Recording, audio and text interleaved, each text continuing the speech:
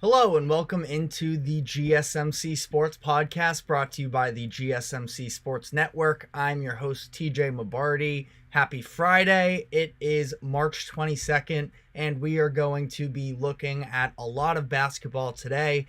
The round of 64 kicked off yesterday, so we will be talking about the biggest stories there, starting with mainly Kentucky's loss to Oakland in the first round. This is now a handful of years now where Kentucky has underperformed, which is leading to a lot of questions surrounding head coach John Calipari's job security. So we'll be getting into that along with all the other biggest stories from yesterday. Then in the second half of the show, we are going to be getting into the shutting down of the NBA G League Ignite.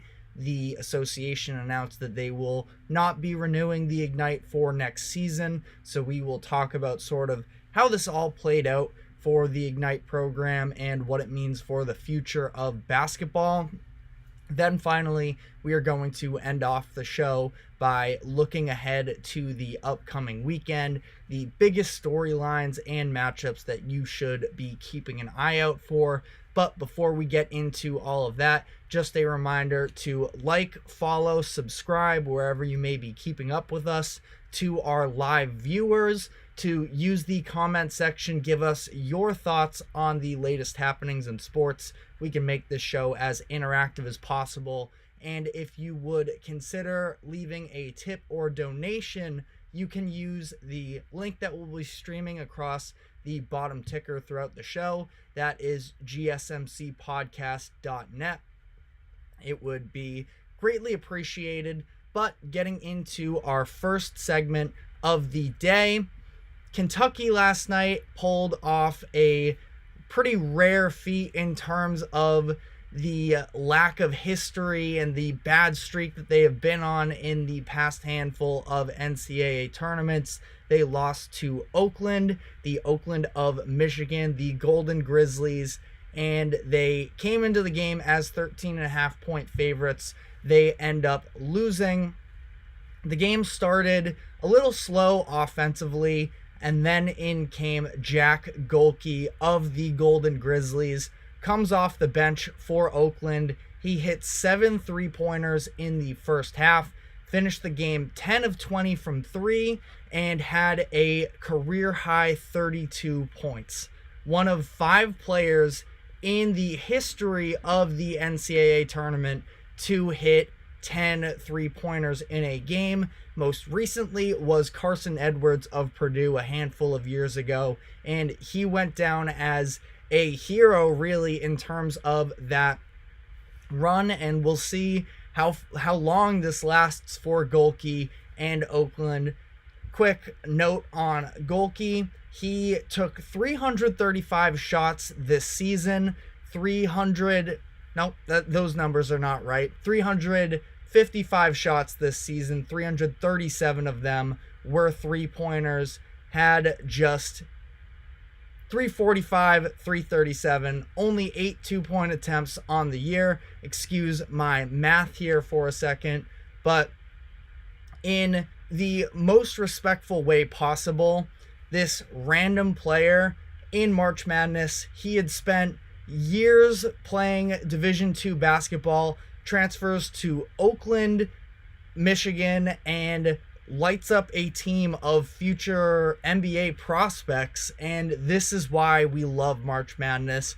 This is why we watch the games. Now, granted, wasn't all Golke. He just gave them the spark that they needed in order to pick up a halftime lead. And once they were in that game, they started believing. Like the Golden Grizzlies head coach Greg Kampe told his team, that they win close games. And that they did yesterday in an unbelievable matchup.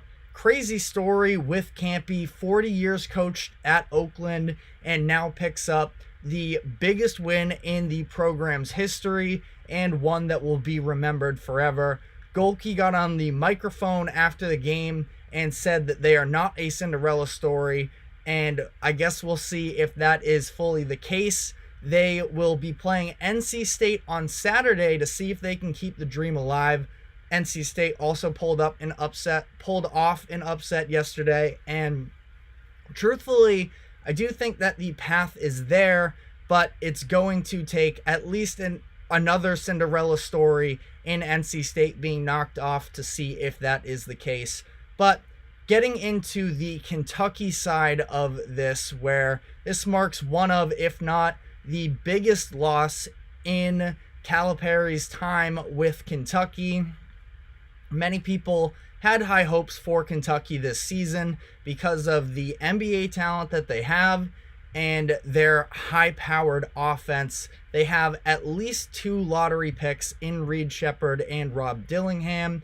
They have a handful of other freshman talent, such as DJ Wagner, Justin Edwards, Aaron Bradshaw, who maybe aren't going to be first-round picks this year. Wagner could maybe find his way into the first round, but a ton of NBA talent in the making, some really high recruits coming into this season, and they end up being bounced before the second weekend yet again. So as much as I can say that I didn't expect them to lose round 1 to Oakland, it isn't the most shocking thing in the world to me that they did find themselves out early in the tournament, where their defense has been horrible this season, ranked 115 by KenPom. They, in this game, did not guard the three-point line whatsoever, allowed 15 made three-pointers, of course 10 of them coming from Golke.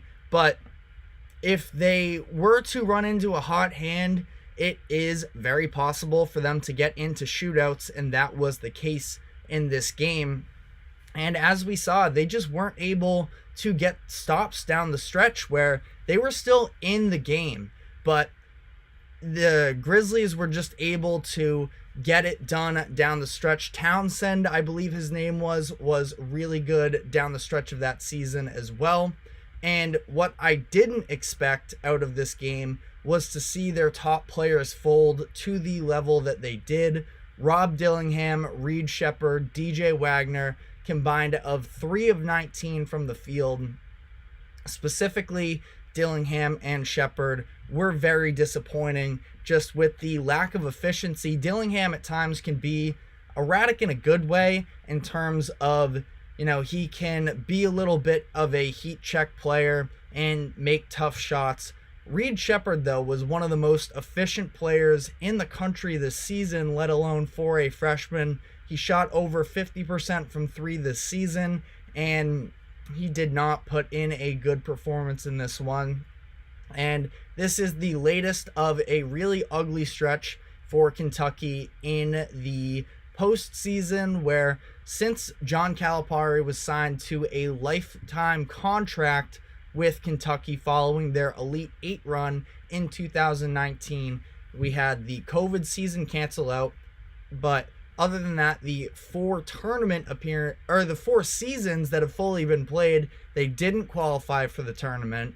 They lost to a 15-seeded St. Peter's in the first round, lost in the second round last year to Kansas State, and now they are upset by the 14-seeded Oakland. They are the 4th team since the 64-team bracket was added in 1985 to lose to a 14 seed or lower in the first round 2 times in a span of 3 years. So it has been a really rough stretch. Have not reached the second weekend since 2019.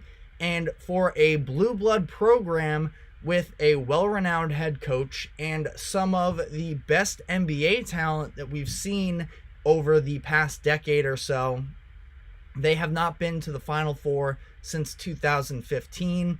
And I understand it is extremely hard to maintain consistent success in college basketball. I think that it is probably the hardest sport to continue to manage a level of dominance over the course of the years. The NFL would be the only thing that really rivals it in my eyes, but just one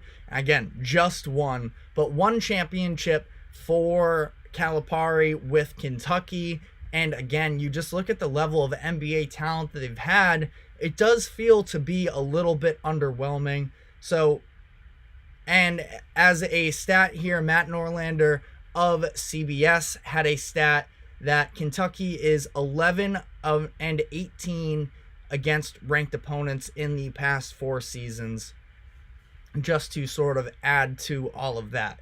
So the question is, where does Kentucky go from here?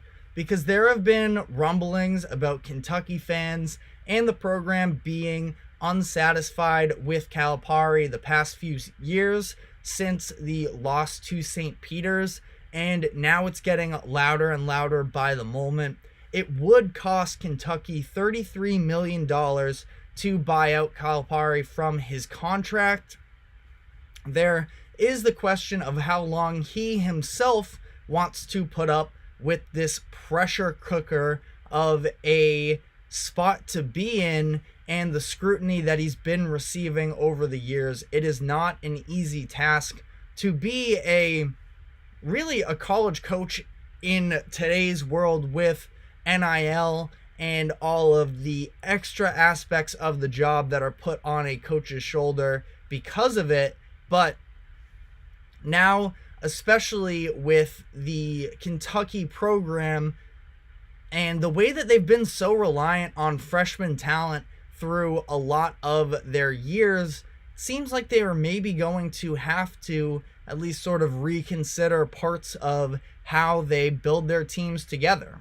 And again, I do think that the situation in Lexington is difficult. They've been very reliant on young talent, but if you look at the defensive issues they had this year, I don't think that age really plays a factor in it, where they were as bad as they were outside of the top 100. That's just not a recipe for success, and they have the individual players and NBA talent that could be a part of it, but they were never, in my eyes, I didn't consider them a real threat going forward in this tournament. I had them as a second round exit anyways, and even I overestimated their powers in that. But you talk about the youth talent with Kentucky and the fact that if you look at this year too, yes, they had a lot of inexperience on the roster and they were reliant offensively on some of that young talent. 3 of the 5 players yesterday that got over 20 minutes in playing time weren't freshmen. Antonio Reeves and Trey Mitchell, both seniors, were easily their top 2 most reliable players in this game. And it still wasn't enough. If it wasn't for Reeves putting up the offensive numbers he did, they might not have even been in this game necessarily. So trying to re-up for next year with the same type of philosophy that they have been running with the past few years doesn't seem like it's necessarily going to sell the fan base on the situation the way that I'm sure they would like to be the case, because they had so much freshman talent this year. At least 6 of them have sort of cycled their way through mock drafts and potentially being, NBA players, whether it's this year or in the future, where I think DJ Wagner could be an NBA talent. It might take him another year to work his way into the lottery. We'll see what he decides to do, but also holding on to a lot of these guys for next season would definitely be beneficial. Is it going to work out that way? Is Kentucky going to want to try and run this over again with Calipari as the head coach? Is Calipari himself going to want to put up with everything in this situation? The reality is he can have a job in sports where, I wouldn't quite say wherever he wants, but in a handful of different aspects. I'm sure there are a good number of, Power 5 programs that would love to have him on board. A name that has been thrown out there is Michigan, who just fired Juwan Howard. I think that there is probably a solid chance that if he wanted to go there, he could. He could also have plenty of job opportunities in the media if that is also the route he wanted to go. I still believe he is a good coach. And I don't know what exactly it was with them in terms of why was their defense so bad. He and Kentucky fans that will defend him can try and blame it on the youth, but I do think that there was a level of how this season played out that it does extend beyond that to some degree, and I'm just not really sure where really both parties want to go after this. And if Calipari wants to go somewhere else, maybe he can work with Kentucky. He can play a little bit of hardball to at least get some of that money. But if it's just Kentucky wanting out here, $33 million is a lot to move on from. And we see it all the time. I feel like, especially in college football, of these coaches being handed out these massive deals and then years later being fired, and these programs that are, big time and everything can afford the losses because of how much revenue they make. And I do believe that Kentucky can continue to make money without Calipari, but what's it going to look like from a recruiting standpoint? There's no doubt that he's been one of the best recruiters for the past decade and a half, and now we are potentially looking at a new era here in Kentucky. As long as I've watched college basketball, it's been Calipari and Kentucky. So we'll see with all of that. It's obviously too soon for really either side to have a definitive answer, and it is something that we will keep you up to date on. But for now, we are going to be taking our first break of the show. When we come back on the other side, we will be rounding up the rest of college basketball from yesterday. So stick with us, and we will be right back. I feel like I'm losing my mind. Is everybody in the world blind? Please, Lord, give me a sign, a sign. I feel like I'm losing my mind. Is everybody in the world blind? Please, Lord, give me a sign, a sign. I wanna be the greatest. Everybody on the fake shit. I look around and feel like everybody is the fakest. I make this every day and I'm impatient, hoping one day I blow up from the basement. Statement, the top is so vacant. I don't hear shit that I think is amazing. Waiting for my day when I'm playing sold out shows for 1,000 faces. Hey, give me that crown, get in my way and to be put down. It ain't your place, all this my town. If I want that shit, then I'll get it right now. I'm losing it, the noose it fits. I'm losing shit, a stupid myth. You choose to live or choose to dip. You choose to fight or lose your grip and lose a gift. I feel like I'm losing my mind. Is everybody in the world blind? Please, Lord, give me a sign, a sign. I feel like I'm losing my mind. Is everybody in the world blind? Welcome back to the GSMC Sports Podcast. We just finished up talking about John Calipari and the Kentucky Wildcats going forward following their loss yesterday to Oakland. Now we are going to be getting into the remainder of the games from yesterday. We, of course, just talked at length about, I think you can call Calipari a legend. He's at least one of the biggest head coaching faces of the past decade plus. We saw another one of those coaches in action yesterday as Tom Izzo led Michigan State to a very convincing win against Mississippi State. That was the first matchup of the day.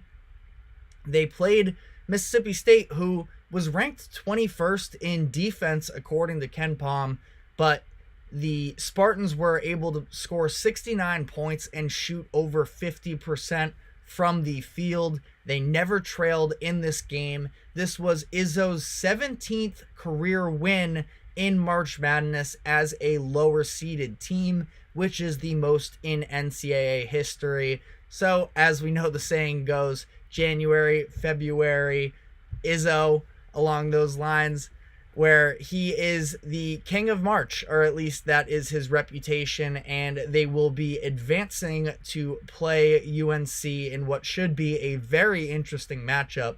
Michigan State, as it currently stands, is a 3.5-point underdog for that game.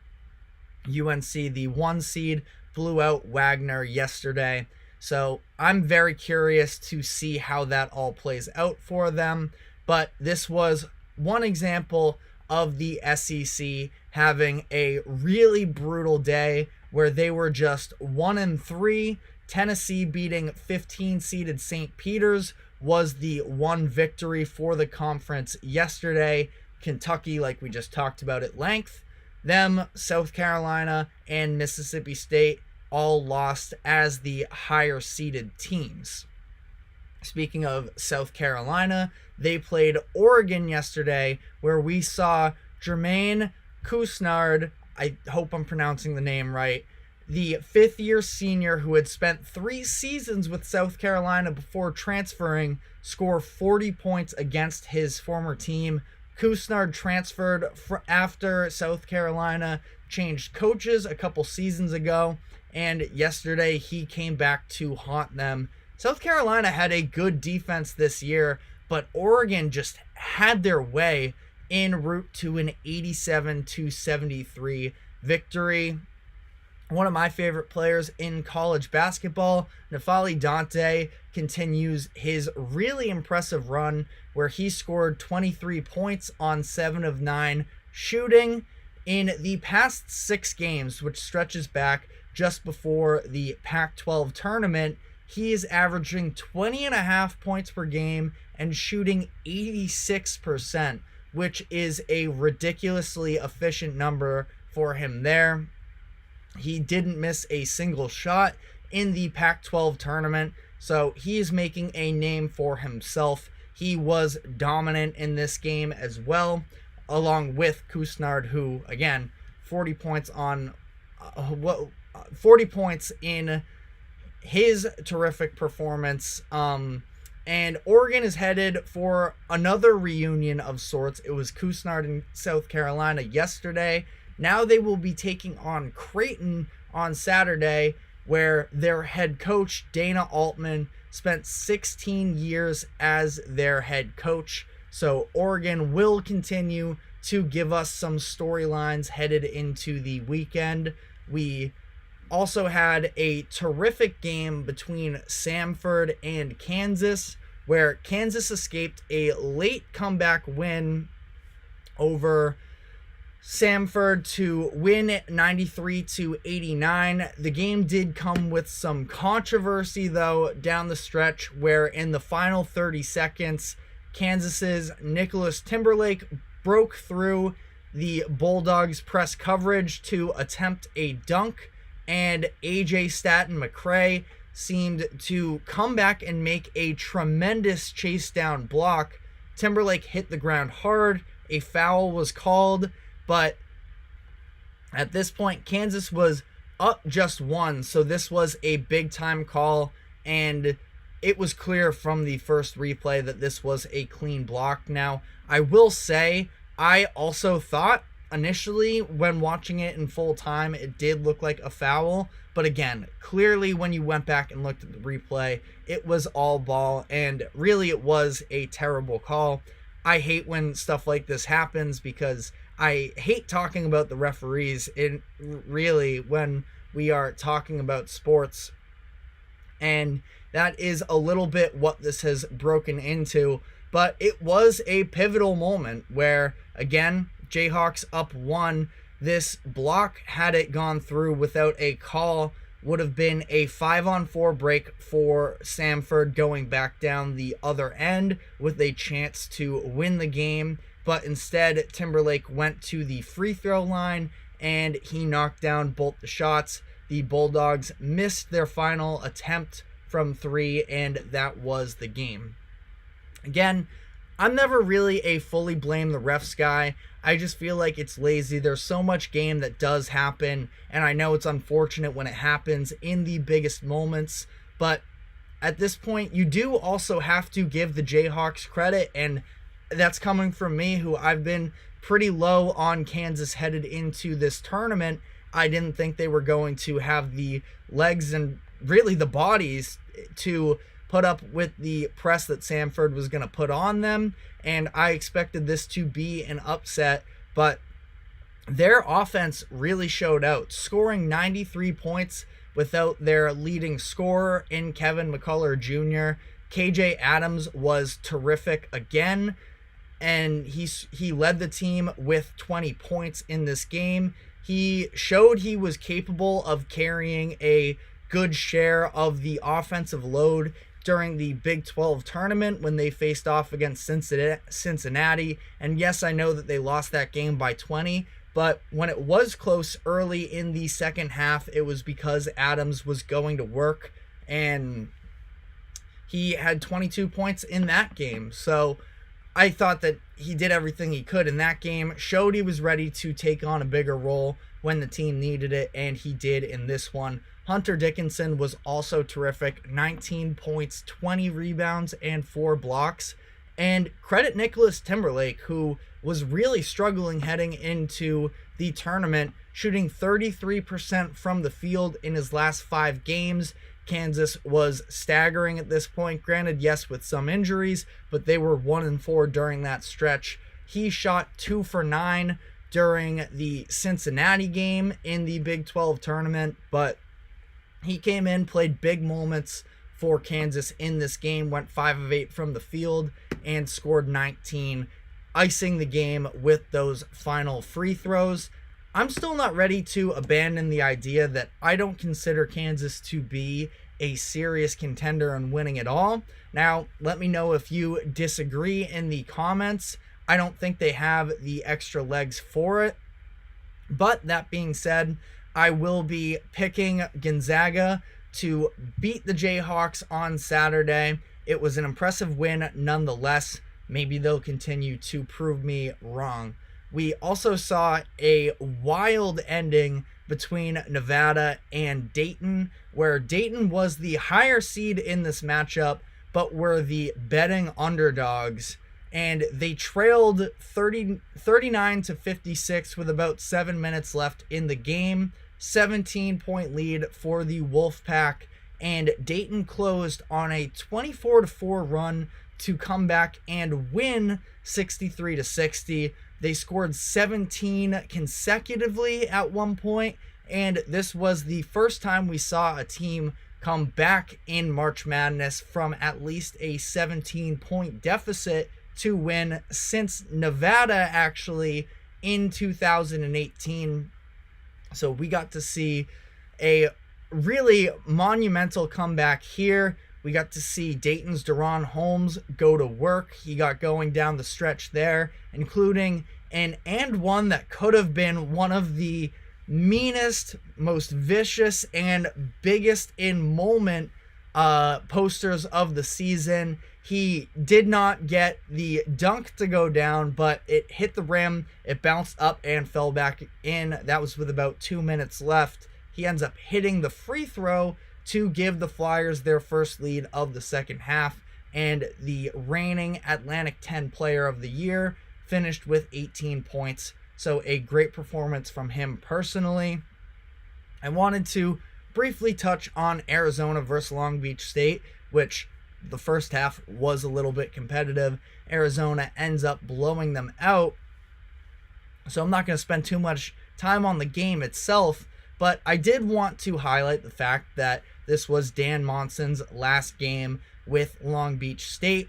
For those of you who don't know, he was fired right at the end of the regular season, and Long Beach State's athletic director, Bobby Smitherin, was talking to reporters before the game, and usually I try and not bring too much negativity to the show, but this guy sounded like a total loser, taking credit for the fact that Long Beach State made the tournament because he fired Monson. So again, the Beach run a losing streak to end the regular season.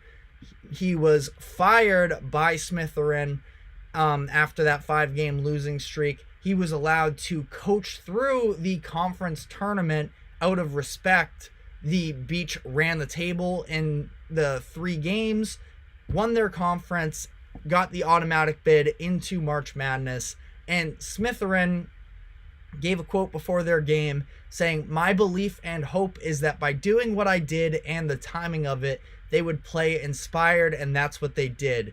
He went on to say, "I'm not trying to pat myself on the back, but it worked," which is just one of the most irritating things to me. Really grinded my gears, the fact that he was trying to make himself to be some sort of hero for the program when you let go of a coach that's been there for 17 years. We're talking about a Long Beach State program that does not have a big time history, and you let him go before the season even ends. Yes, the transfer portal window does open up a little bit sooner. Maybe you want to make the move quick to get the change going as soon as possible, but I thought it was dirty at the time, the way that it all played out, and I think it's even dirtier that he tried to take credit for the job that Monson and the Beach did in order to get their automatic bid, so I did just want to highlight that. Another big storyline from yesterday was the fact that 11 seeds ruled the day.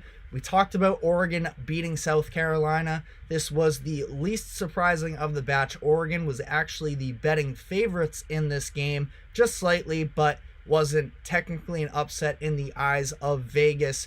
But we also saw Duquesne take down BYU and NC State finish off Texas Tech. And it's funny because these were the bid stealers. These were the 3 teams that likely were not going to make the tournament had they not run the table in their conference championships. And here they are. A lot of people were upset because they kept some teams out in the bubble. But you know what? At least they made it worth it for everyone by picking up their wins. So quickly on the 2 that we have not yet covered, BYU seemed like they could have been an upset candidate based on how their offense plays. They don't get to the rim very well. Over 50% of their field goal attempts this season were from beyond the 3-point line, which in terms of a game-to-game basis can be a dangerous game to play. Duquesne, led by head coach Keith Dambrett, on his retirement tour, they end up stealing the game from the Cougars by running them off of the 3-point line, and by the time that BYU really got it going more and adjusted to the style of play that they needed in order to be competitive in this game, the Dukes had built up a lead that was insurmountable. I am a little sad we don't get to see more of Jackson Robinson in the tournament. He intrigues me as an NBA prospect, a little bit on the older side, but he's a great scorer. He had 25 in this game, and they end up losing. So be it. We also saw NC State continue their little bit of a Cinderella run after winning the 5 games in 5 days in the ACC tournament, being the second team to ever do so. So we are going to see them continue, and they will be facing off against Oakland to see who the true Cinderella team is. Last note here on yesterday's games, we did see Illinois dominate Morehead State. We saw a very big-time performance from Marcus Damask, where with Illinois, they haven't really had a traditional point guard. And in this game, it was Damask stepping up with the playmaking. He finishes with a triple-double. He scored 12 points, grabbed 11 rebounds, and dished out 10 assists. So this was a really encouraging performance from Illinois as a whole. We saw Terrence Shannon Jr. continue the heater that he is on offensively, scoring 26 points in this game. And the Illini are a very interesting team going forward because they have some of the firepower necessary to take down anyone. So we are going to be headed into our third segment. But while we're on this round of 64, I will point out the fact that we have an overtime game between Northwestern and Florida Atlantic right now, and Northwestern is taking over down the stretch in overtime, Boo Buie, another one of my favorite players in college basketball, is really made for moments like this, and we could see the Owls, who made the Final Four last year, have their season ended. But we are going to be taking our second break, and when we come back on the other side, we will be getting into the G League Ignite situation, how the NBA just announced they will not be renewing the program, and it will be done after this season. So stick with us, and we will be right back. Looking for your daily fix of sports talk without having to pay for it? GSMC Sports Network is available on YouTube. Just search GSMC Sports Network. Get your fix of daily sports talk shows on YouTube, absolutely free. NFL, college football, NBA, MLB, MMA, UFC, fantasy football, and so much more. GSMC Sports Network has shows running all day long, with new sports shows starting every 2 hours. Just like on your favorite cable sports channel, except GSMC Sports Network is absolutely free. Just search GSMC Sports Network on YouTube to catch one of your new favorite shows, like the GSMC College Football Podcast, Chip Shot Football Podcast, Hoops and Heels Women's Sports Podcast, GSMC Basketball Podcast, and so many more. Check it out for yourself. GSMC Sports Network, now available on YouTube absolutely free. Search GSMC Sports Network on YouTube right now.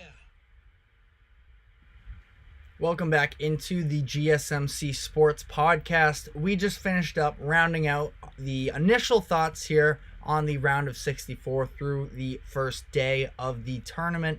Now we are going to be turning our eyes more towards the NBA and specifically the G League, as the league has announced that they will be shutting down the G League Ignite program after this season. For those of you who aren't aware of the existence of this league, it is a developmental program that was introduced in 2020 to be a way for high school basketball prospects to make money playing basketball in their year leading up to their NBA draft eligibility.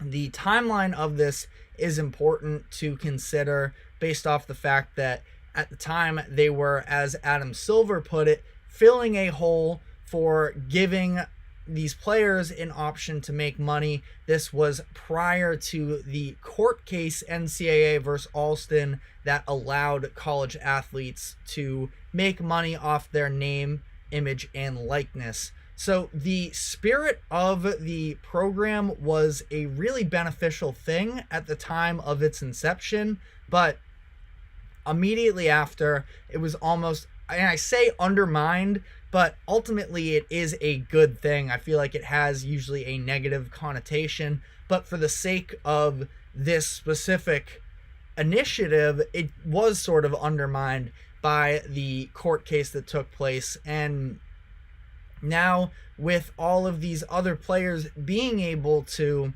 make money at college as well, it doesn't make a ton of sense for it to exist. Now, to be fair, there are still prospects out there that don't want to put up with school and everything that comes with that, which everybody should be entitled to being able to operate in whatever facet they want to. If you're talking about a top NBA prospect that feels they have a real chance to go and make money in the NBA, it's understandable that you don't want to spend that much time putting up with classes and everything instead of making yourself the best possible NBA prospect. But there were definitely flaws with the G League. I believe that if you look at the history of it, which, granted, short history, had a handful of success when we're talking about 4 lottery picks that all went in the top 10 that graduated from this Ignite program. It was Jalen Green and Jonathan Kuminga in 2021 draft, Dyson Daniels in 2022, and most recently Scoot Henderson going 3rd overall this past season. We are also likely to see at least one more lottery pick this upcoming year with Modest Buzelis, and it could possibly be 2 if Ron Holland makes it into the lottery as well. He did get officially ruled out for the rest of the season with a thumb injury, so we're not going to see him again. We'll see how this impacts his draft stock, but it's really interesting to sort of evaluate how this is all played out for the Ignite program, because granted, they now have a handful of names that they can say, well, they made it into the lottery, so job accomplished. But I do believe that there are problems even still with the way that this has played out, considering the fact that the team itself has been dreadfully bad. You talk about trying to win basketball games, and it has not taught these prospects to actually compete as a team, which translates to the next level. The Ignite are just 6-40 this year, which obviously is terrible, and really through the history of it, it hasn't been good. And, you know, to some degree, that makes sense because you're talking about the youngest players possible. A lot of these other G League players have been in the NBA before, have already been drafted into the NBA, and we've seen just a lack of success with the team success, which I do think also sort of rubs off on how these prospects perform when they reach the next level. And, you know, maybe it's just happens to be the selective group. Again, we only have a few years of this program, so it's hard to make these definitive statements because we don't have necessarily the biggest body of work. But you see, all of these players that have been drafted in the lottery have been pretty raw coming into the league, where a lot of people don't like Jalen Green because of some of the inefficiency, the hero ball that he plays.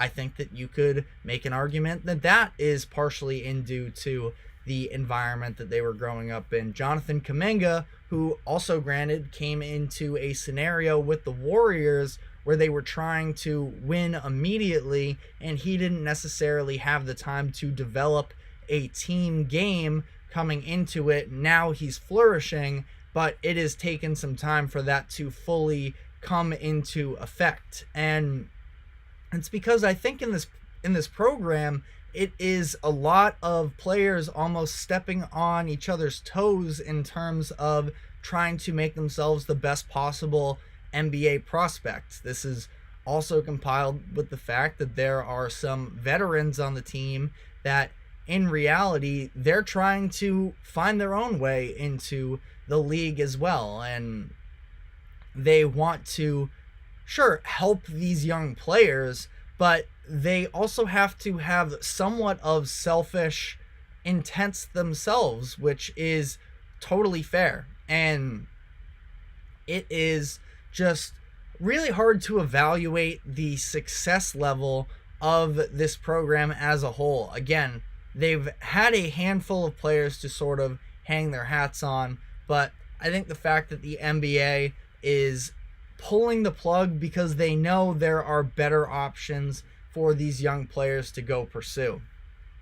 Part of what prospects gain so much from playing college basketball is the fact that, yes, personally, they are looking to become still intriguing NBA prospects, but there's a real brotherhood that is developed from playing in a team system, and there's a main goal of winning the national championship, and everybody is working together towards this one thing, and it's less so about yourself personally. And I just don't know if there was that same environment in the G League Ignite. Granted, it's not like I was in the locker room, so maybe I am, out of touch making comments like this, but I don't think it's that abstract to think that that's at least somewhat how this all went down, because you look at some of the play styles and just sort of how it's been awkward fits with these players coming into the NBA. I feel like there's been a, time being taken in order to see them actually be able to flourish in these new spots. And I think it partially has to do with the fact that they weren't really incentivized to play a team game as they were developing and coming up in this program. Now, I also want to admit the fact that I was sort of hoping that the G League Ignite would dissolve because of the fact that, I think the most important thing was for these players to be able to make money playing basketball before they were professionally eligible. So again, I thought that it was a necessary thing when it was first introduced. It just very quickly wasn't necessary when name, image, and likeness laws were passed to allow players to make this money. But for me personally, I'm a college basketball fan, and I feel like there's been a little bit of a lack of star power in college basketball because we have some of these big time names. I feel like the likes of a Jalen Green or a Scoot Henderson would have been big time stars in college basketball, and that just hasn't been the case. And we've seen, granted, the college basketball is in a weird spot. It has been for some time, but especially so with the NIL deals, where there's just so much movement from team to team that there's not really a development plan or stability with a lot of these prospects. So maybe they would have been flashes in the pan, but at the same time, if you remember back to Zion Williamson and RJ Barrett at Duke, we had John Morant at Murray State. It made for some awesome moments during college basketball.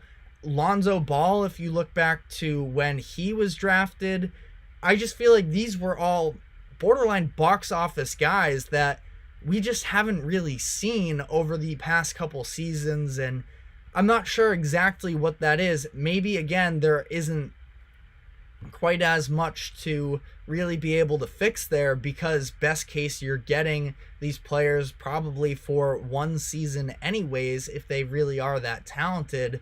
But I do feel like there's just been a real shortage of big time names in college basketball. We're looking at Zach Edey, who plays for Purdue, has won 2 consecutive Player of the Year awards, and nobody really cares. And that's because Purdue has underachieved for the past couple years. It's because Edey doesn't play the most marketable, the most fun brand of basketball that draws in necessarily a large audience. But all of it sort of compiled together has just left a little bit of stardom. And I think that with the Ignite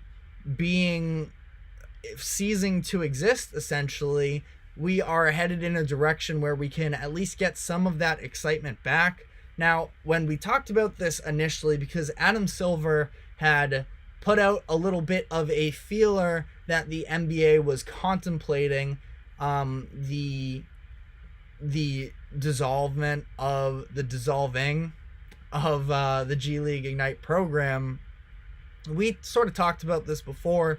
There still should be an option for prospects that don't want to go into a school environment to play basketball, and if they don't want to, they shouldn't be forced into it. So there does still need to be some sort of other solution. The NBL I believe there's a league in Australia that has found a balance of helping spread the prospects that are a part of the program throughout different teams and allowing there to be a little bit more balance, still allowing there to be a focus on team. Again, it's a little bit difficult to sort of manufacture all of this, and I don't personally have all of the answers.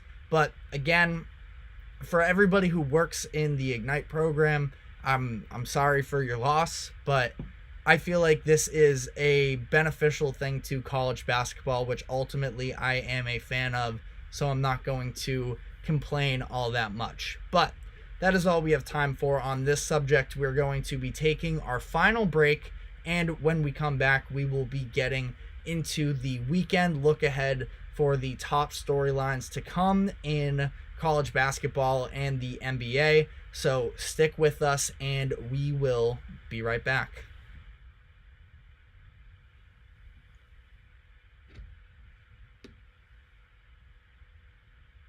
For the best and latest podcasts available anywhere, go to the podcast app on your cell phone and type in GSMC to access free content-rich podcasts on health and wellness, book reviews, sports, entertainment, relationships, social media, movies, technology, finance, and even weird news. Subscribe and download the GSMC Podcast Network's family of shows, available everywhere podcasts are found.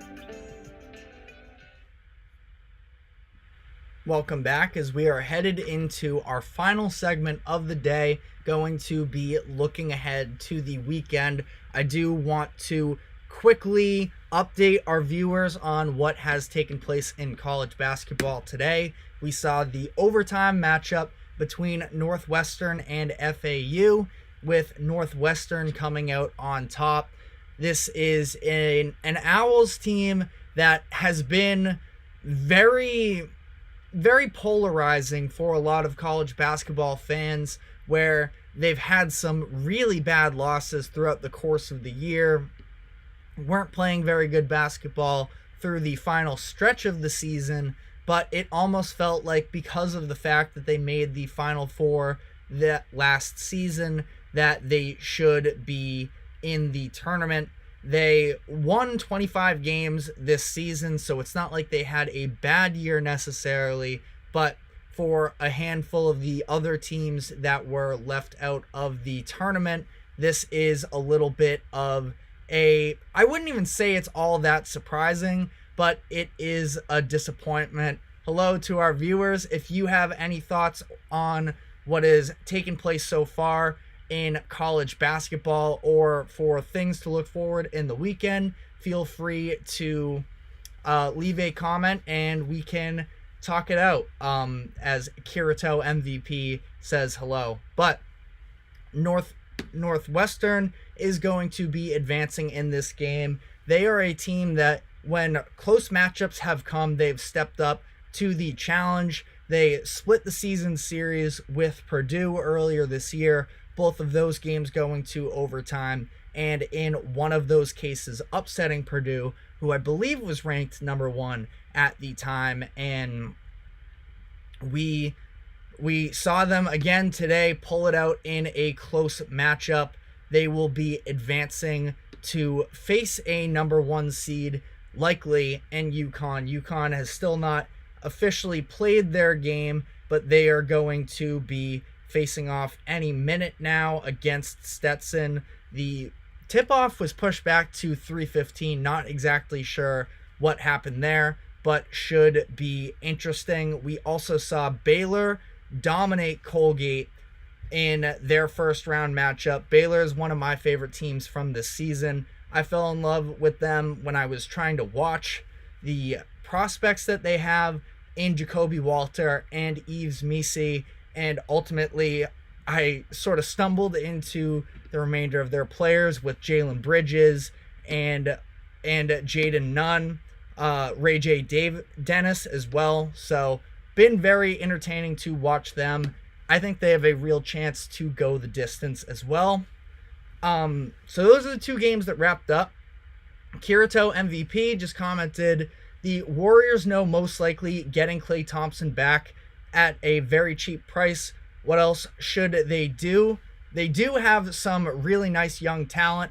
I'm a big fan of Trace Jackson Davis. I was honestly shocked when he fell as far as he did in the draft last season. Almost one of the last picks of the draft. He's been incredible. One of the best finishers in the NBA as of late. Just an incredibly smart player, a great roller. I really like some of the bench minutes that he's been able to string together with Chris Paul running the offense. I've enjoyed watching that. Brandon Pajemski as well, one of the steals of the draft. Such a good fit for the Warriors, I feel like, where he can shoot, he can do a lot of the stuff off the ball, but also leading the NBA in charges drawn. And then Kuminga, who we talked about a little bit with the G League Ignite conversation in the last segment, where he had plenty of raw potential. It took him some time to fully tap into it, but now he has fully come into his own. In terms of what the Warriors should do long term, it does start with, to some degree, is Klay Thompson going to be willing to come back on a cheaper deal? His mindset has seemed to shift during the course of the season, where at the beginning of the year, he was made comments that it was a no-brainer. He is looking to get paid, but obviously this season has not played out in the way that they were necessarily hoping to. And I think that now that he is spending more time coming off the bench and he's been struggling offensive efficiency-wise, he likely understands that he's not going to get the contract he was initially hoping for. So if that is the case, why not capitalize on just trying to be with the organization? He's a statue guy of this Warriors group, and he's going to go into the Hall of Fame to make it as a Warrior. But along the edges, I'm really not sure what there is to do, because they're paying so much money to Andrew Wiggins, who, while sometimes we still see, glimpses of how he can be great, he's just nowhere near the same level of player that he was when he helped the Warriors win the finals in 2022. Now, he has a big enough contract that if you attach some sort of assets to him, we could see them maybe get some sort of a return. But again, I think it's going to have to be real assets. I personally feel like Steph Curry is willing to stick it out with the Warriors. They should do whatever they can to capitalize on this window, because Steph Curry is still one of the top 10 best basketball players in the NBA, and I don't think he's really fallen off much whatsoever.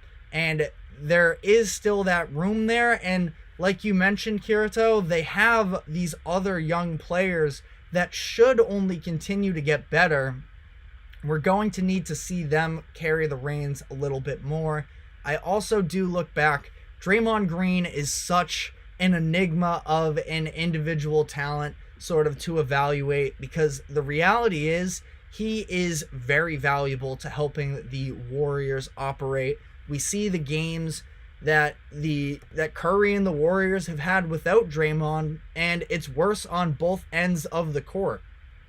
I don't like the price that they got Draymond at, but I also understand he brings a level of value that is more than any other team could possibly get out of him.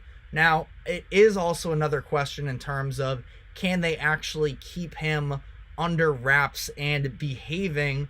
Now, because earlier, it was yesterday, 2 nights ago, where the Warriors got into the scuffle with the Grizzlies, and he was getting involved in it.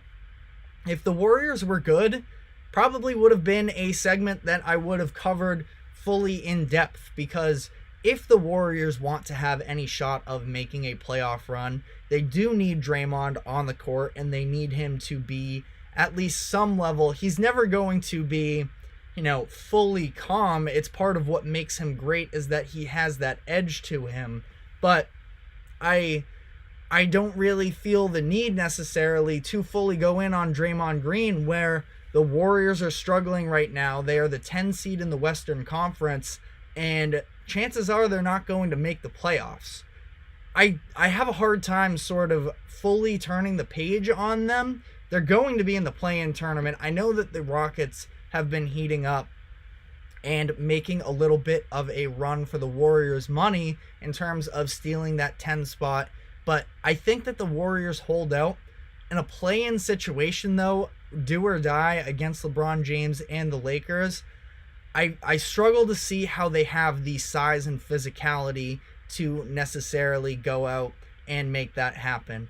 Now, a name that I've thrown out a handful of times throughout the course of the season, a player that I really like and I feel like he's being wasted a little bit, is Nick Claxton, who I like Kevon Looney. We've seen flashes of him being a dominant rebounder, but I would like to see the Warriors try and maybe address that center position and beef up some size, because you look in the Western Conference, you have Nikola Jokic, who can fully have his way with the Warriors in a playoff series. I think the Minnesota Timberwolves are another really difficult matchup for the Warriors, should they match up at any point. And even with the Lakers, who at this point you're not building your roster around trying to compete with the Lakers, but in this case they are quite literally going to have to be matching up against the Lakers in a do or die situation, and I just feel like they're going to be able to out-physical them. I like Trayce Jackson-Davis as a piece for the long term, but he's a little bit more finesse to me. Now, he has shown some big-time flashes on the defensive end, but I don't know if he's ever going to be a true defensive anchor the way that maybe the Warriors fans would like him. I think he's a really nice offensive piece, and that he can fit into the Warriors system in some way, but I also feel like they're going to have to make upgrades, because the reality is, as Steph Curry and Klay Thompson and Draymond Green all get older, they're going to need these other guys to step up more, and they have some nice pieces in this nucleus for them, but I feel like it's difficult to imagine this taking place without some extra help. If Andrew Wiggins is on the trade market, what win-and-win trade for both teams?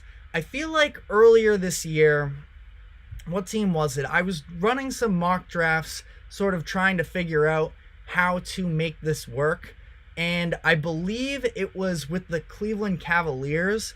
I was sort of thinking of an idea where, and this, when I was first sort of coming to grips with this, it was before Jonathan Kuminga had really exploded as a talent, and now at this point, they probably view him as untouchable. But if it's Wiggins, maybe it's a Moses Moody, who I actually like. I think that the inefficiency is a little frustrating at times, but I do feel like there is real talent there. I liked him going back to college. So if it was maybe Moody, Wiggins, and you probably have to throw in a lot of draft capital, maybe you would have to move on from a Trayce Jackson-Davis as well, which I know isn't ideal, but if you're going to move off of the Wiggins contract and try and replace that money with better talent, you're going to have to give something up. I would love to see Jarrett Allen on the Warriors. I think Jarrett Allen is one of the most underrated players in the NBA.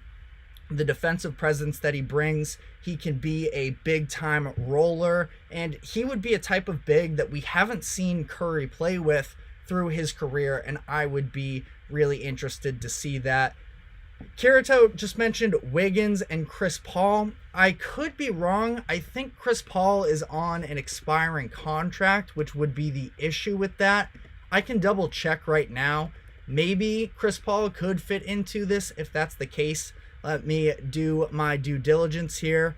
I'm not sure if it's guaranteed for next season. Wiggins and Chris Paul, as it looks here, if Chris Paul is under contract, it's also very expensive and could make things really difficult for the Cavs. Team option, well, if it's a team option, then it's going to be a decline, which means he's essentially an expiring contract, because nobody's going to pick him up for $30 million is the reality.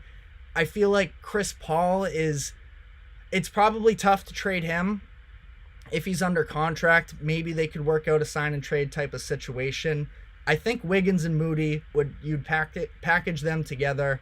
It's probably going to take another piece. I would start at Trayce Jackson-Davis if I'm the Cavaliers, but also if I'm the Cavs, I'd probably be trying to get Brandon Podziemski as well. Again, it's going to cost something to move off of the type of contract that Wiggins is on right now, because there's still a handful of years left on his deal where he has a player option in 2026-27 to fully come off of that. He's going to be making 26 next year, 28 the year after, and up to 30. so it's not necessarily an easy move. Again, I understand there might be some hesitancy. It's fun. I'm sure if you're a Warriors fan too, being able to see the amount of in the homegrown talent, I should put it as, coming up, and Podziemski seems like he would be such a great fit for the Warriors. Again, I would sort of hold that off to be the last possible move, but I do think that Jarrett Allen is a really interesting piece if you're the Warriors, where you have all this spacing around him. Maybe it could be difficult with Draymond and Allen together, but Draymond is also shooting. Is he still shooting a career high right now? He's actually been pretty reliable from three, which has been a big time revelation for this team that I definitely was not expecting coming into this season. Yeah, he's shooting 39% right now on, how many attempts is this? Just over 2. So it's not like he's an elite spacer, but I think that the Cavs need to consider sort of changing things up on their end. I like Jarrett Allen a lot. I like Evan Mobley a lot. They do a lot of the same thing, and I do feel like in this league of spacing, they could probably shuffle their cards a little bit. But for the Warriors here, I feel like there would have to be some sort of balance of either being a Jonathan Kuminga going out or a Brandon Podziemski. You could do maybe Kuminga, Wiggins, and less draft capital, or you could go along the lines of a Moody, Podziemski, and probably Wiggins as well in that, and maybe a little bit more draft capital. But it's a really interesting thought process here. Again, I do think that size is probably the number one thing that they could benefit from. I don't feel like they are miles out of contention. I do think that as long as you have Curry and he's playing the level of basketball that he is, I could see them being in the realm of contention. Brook Lopez is actually a very interesting deal as well. I hadn't thought about that one, but I really like Brook Lopez, and he can shoot, which would be probably a pretty good fit alongside Draymond as well. The Bucks, I mean, it's hard to figure out what you're getting from Wiggins because we've seen him reach the highest of highs from a defensive standpoint going back to 2020-22 in those finals, and really on the season as a whole. He has all the physical tools he needs to be a defender, but it's the consistency with him which is a little bit of a concern. That being said, if the Bucks could unlock that, they need a point of attack defender. So Wiggins could maybe slide into that. Adding Moody and somebody else could be a solid move as well. Doc Rivers hasn't necessarily favored the youth talent on Milwaukee up to this point. Now, AJ Green is actually finding some minutes for him, which is interesting. I really liked Andre Jackson Jr. coming into this draft, and he's sort of found his way out of the rotation there. Same with Marjon Beauchamp as well.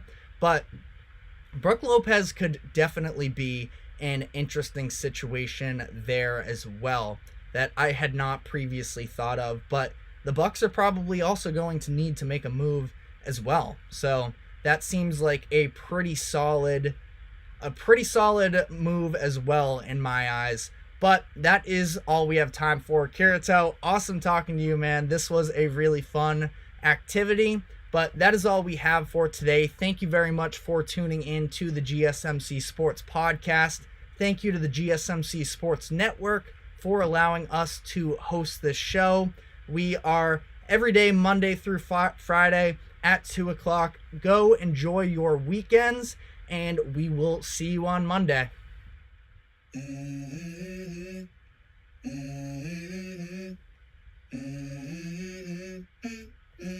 Let's go. I wake up to a little bit of drool on my pillow, feel like it's gonna be a bad day. Yeah, I'm tired of shit, and the coffee ain't hit yet, damn ain't that